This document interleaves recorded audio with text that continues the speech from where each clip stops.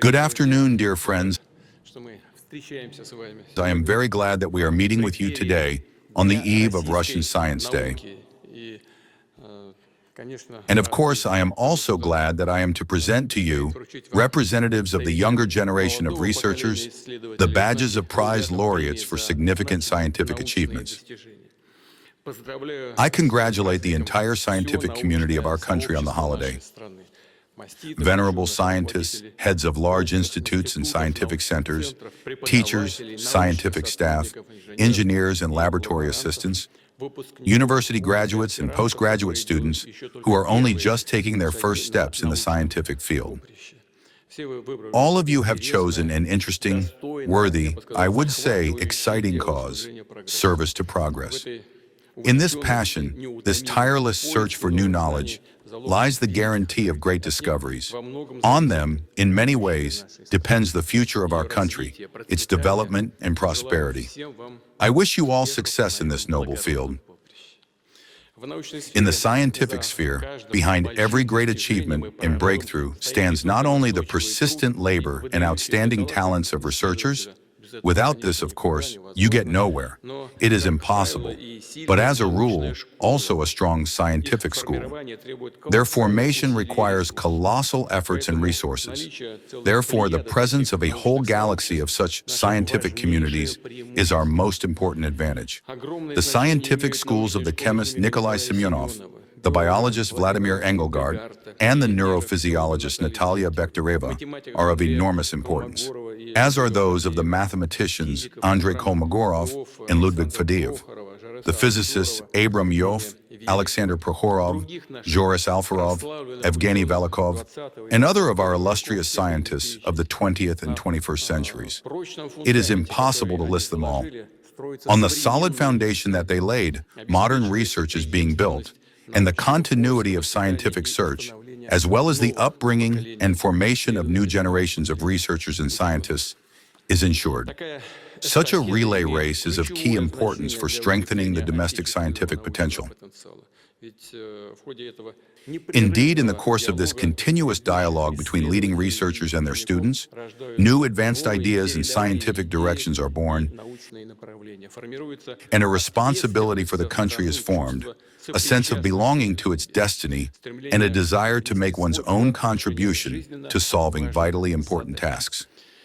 Dear friends, all our laureates possess the spirit of pioneers. You are not afraid of questions to which there are, as yet, no answers. But you search for these answers and find them, you search for and find solutions, and you are aimed at achieving tasks of national and global scale. Among the laureates is the scientific group of Alexander Sergeyevich Anikin and Pavel Sergeyevich Moseyev. They have created the first domestic safe nuclear batteries. These are compact, ultra-reliable, and long-lasting energy sources that are capable of operating underwater, in space, and at extreme temperatures, while requiring no maintenance or recharging. Such devices are necessary for the development of autonomous, unmanned vehicles and systems, and the creation of a new generation of aircraft, satellites, and rockets. The chemist Dmitry Yuryevich Butilsky has proposed a unique technology for extracting lithium from natural waters in technogenic solutions.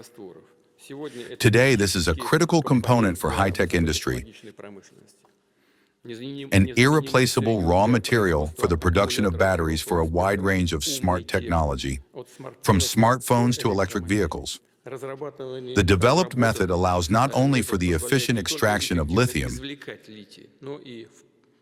but also for its return to production after use. Such a solution serves as yet another contribution to the creation of an environmentally friendly circular economy.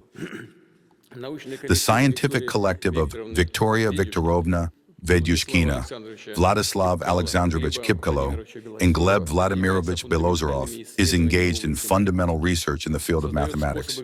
They create ways to speak in the language of geometry about the most complex dynamic processes, which is in demand during the creation of lasers and colliders, in the development of quantum technologies and artificial intelligence.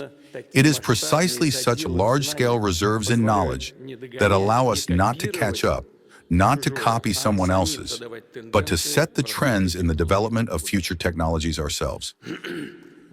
I believe Gleb Vladimirovich Belozerov and I spoke about this back in 2022.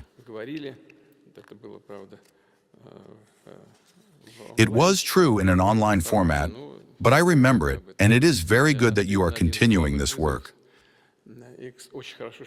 Artyom Borisovich Isayev is searching for the answer to one of the main challenges of modern medicine.